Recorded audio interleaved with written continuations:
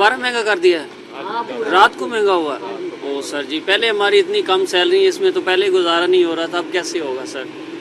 अल्लाह का खौफ करें सर जी। ये जो हमारे हुक्मरान बैठे इनको हम क्या कह सकते हैं? 10 रुपए इन्होंने फिर पेट्रोल बढ़ा दिया। बस सर, हम आवाम ही ऐसी हैं, हम पैसे ही होना चाहिए। 300 भी हो जाए तो ये नहीं आवाम समझने वाली सर। महंगा तो है सर, क्या करें, 30,000 सैलरी है, फिर क्या करें? आगे इतना महंगा पेट्रोल है, फिर कर दिया है, क्या करें फिर? हाँ, रिलीफ दे हमें कोई। क्या कहना जी, गरीब आदमी काम गया है को नहीं, पेट्रोल ही महंगा करी जा रहे हैं। मतलब की कहोगे? हुकूमत ने ही कहांगे, अल्लाह पाक खैर करे इन्हां दी।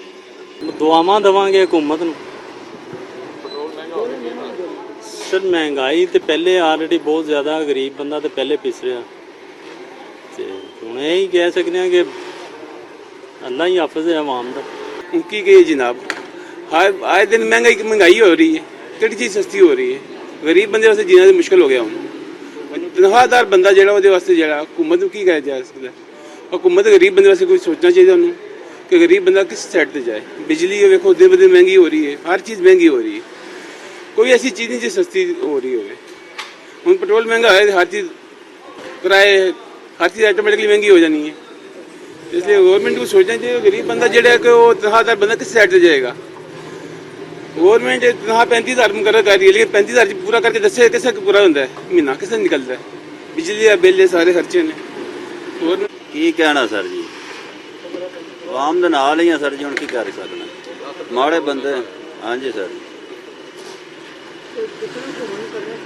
हुकूमत ਨੂੰ ਤਾਂ ਕਰਨਾ ਚਾਹੀਦਾ, ਕੋਈ ਸਹੂਲਤ ਦੇਣੀ ਚਾਹੀਦੀ ਮਾੜੇ ਬੰਦੇ ਨੂੰ। ਹੁਣ ਰੋਜ਼ਗਾਰ ਲਾਏ ਨੇ, ਕਿਸ਼ਤਾਂ ਦੇ ਰਕਸ਼ੇ ਲਾਏ ਹੋਏ ਨੇ, ਤੇ ਕੀ ਕਰੀਏ ਹੁਣ, ਨਾਲ ਦੇ ਨਾਲ ਹੀ ਆ ਸਰ ਜੀ। ਅਸੀਂ ਇਹ ਕਹਾਂਗੇ ਕਿ ਸਾਡੇ ਪਾਕਿਸਤਾਨ 'ਚ ਮੁਹੰਮਦ ਬਿਨ ਕਾਸਿਮ ਆਵੇ, ਬਸ ਕੋਈ ਰਹਿਮ ਵਾਲਾ ਆਵੇ, ਜਿਹੜਾ ਉਮਤੀ ਮੇਰੇ ਹਜ਼ੂਰ ਦਾ, ਜਿਹੜਾ ਉਮਤੀ ਮੇਰੇ ਹਜ਼ੂਰ ਦਾ, ਜਿਹੜਾ ਆਵਾਮ ਦਾ, ਗਰੀਬ ਦਾ, ਮਸਕੀਨ ਦਾ ਦੁੱਖ ਜਾਣੇ, ਸਾਨੂੰ ਉਹ ਚਾਹੀਦਾ। ਗੱਲ ਵਿੱਚ ਸਮਝੇ ਮੇਰੀ, ਜਿਹੜਾ ਮੇਰੇ ਆਵਾਮ ਦਾ ਸੋਚੇ। ਗਰੀਬ ਯਤੀਮ ਕੀ ਕਰਨ? ਜੇ ਗਰੀਬ ਦੀ ਦਿਹਾੜੀ 1000 ਰੁਪਈਆ, ਉਹਨੇ ਰੈਂਟ ਵੀ ਦੇਣਾ, ਉਹਨੇ ਬੱਤੀ ਦੇ ਬਿੱਲ ਵੀ ਦੇਣਾ, ਉਹ ਕੀ ਕਰੇਗਾ ਵਿਚਾਰਾ?